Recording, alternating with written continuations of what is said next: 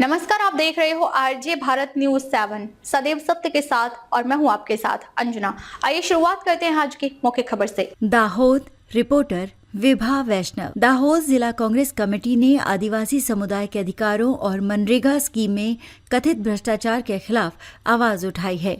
Congress party ने जिला collector को 2 अलग अलग पिटीशन देकर बीजेपी सरकार पर सीधा प्रहार किया।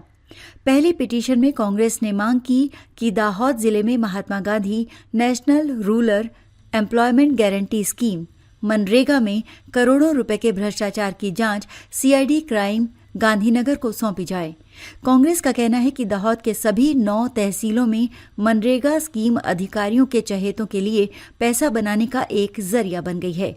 इससे पहले देवगढ़ बारिया में मंत्री के बेटे पर करोड़ों रुपए के भ्रष्टाचार का आरोप लगा था और राज्यसभा सांसद शक्ति सिंह गोहिल ने भी सीबीआई जांच की मांग की थी, लेकिन अभी तक कोई कार्रवाई नहीं हुई है। कांग्रेस का कहना है कि अगर निष्पक्ष जांच हुई तो करोड़ों का घोटाला सामने आएगा। दूसरी पिटीशन में आदिवासी समुदाय के सालों से पेंडिंग मुद्दों को लेकर 14 मुद्दों की लिस्ट के साथ सरकार को चेतावनी दी गई है।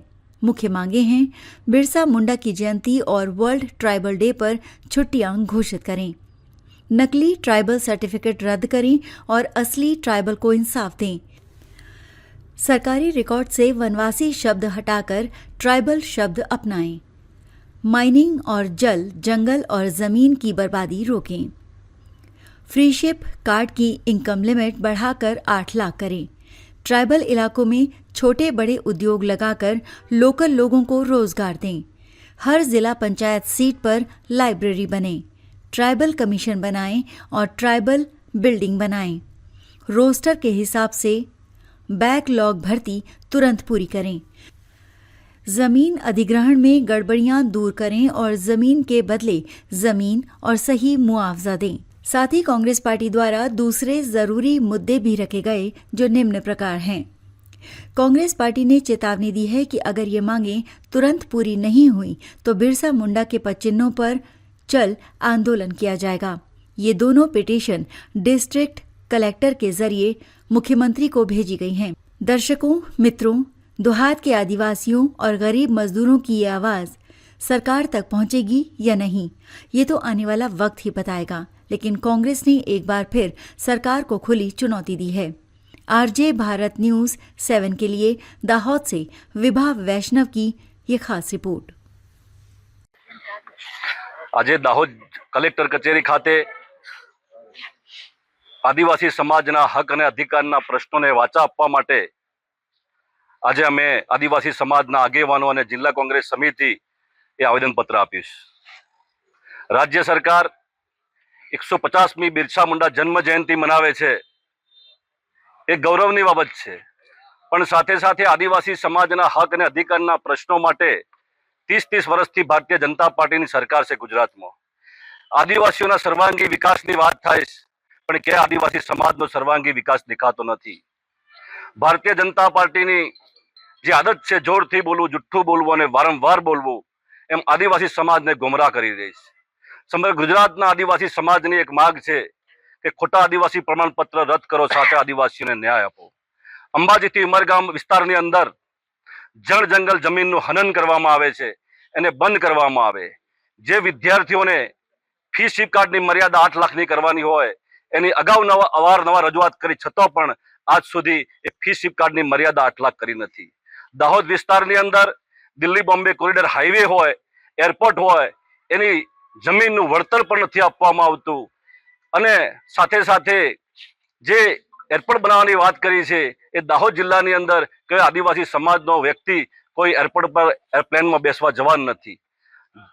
અંબાજીથી ઉમરગામ વિસ્તારની અંદર જ્યાં જુઓ તે બસ જળ જંગલ જમીનનું હનન કરી અને આદિવાસી સમાજ ઉપર અત્યાચાર ગુજારવામાં તેવા પ્રયત્નો કરવામાં આવે છે। માટે આજે આવેદનપત્ર આપ્યું છે અને જો આવનારા સમયમાં અમારી માગણીઓ નહીં સંતોષવામાં તો સમગ્ર ગુજરાતથી અંબાજીથી ઉમરગામ વિસ્તારની અંદર આદિવાસી સમાજ જલદ કાર્યક્રમો આપશે, એ સાથે અમે મક્કમ નિર્ધાર સાથે આજે આવેદનપત્ર આપ્યું છે।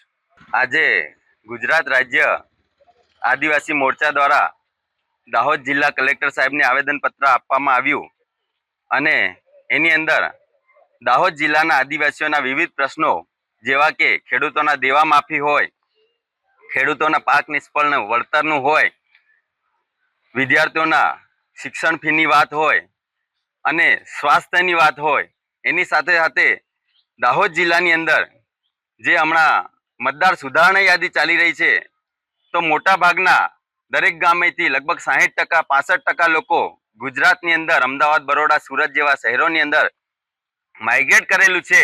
તો એમના મતદાર યાદીની અંદરથી નામ કઈ રીતે આવશે?